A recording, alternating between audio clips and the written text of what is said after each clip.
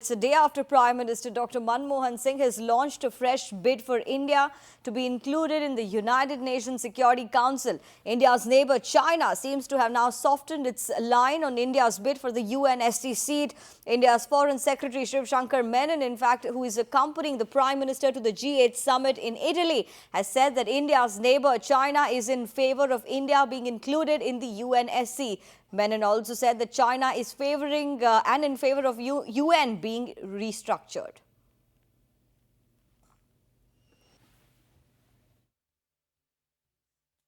There was also considerable discussion on the need to reform international, not just financial institutions, but also the institutions of international governance. And this is a recurring theme.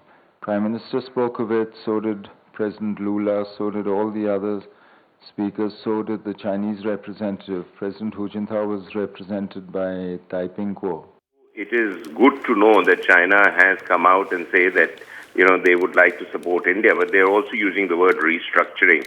In the restructured UN Security Council, as per earlier studies and assessments that have been put forward by the UN, India does figure in it in an Asian equation, which means that every continent must have one or two major countries as representative and not restrict 4 out of 5 memberships to the white man's group, which is the US, France, Britain, Russia.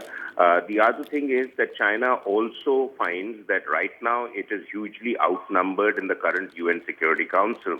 So though it is a member of the Security Council and it gives it the privilege to block any major motions against China, it doesn't get China the opportunity to move things forward, which may be in China's or Asian interest. So India apart, China would be looking to push 1 or 2 other countries into the Security Council as supporting their case, because that may help China's longer foreign policy agenda of global dominance. But I think the real key to it all is the US.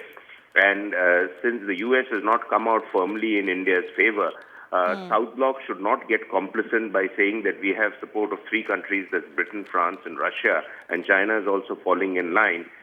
But basically work very hard on the US to get US to support India's candidature. And then I think things will begin to turn in India's favor.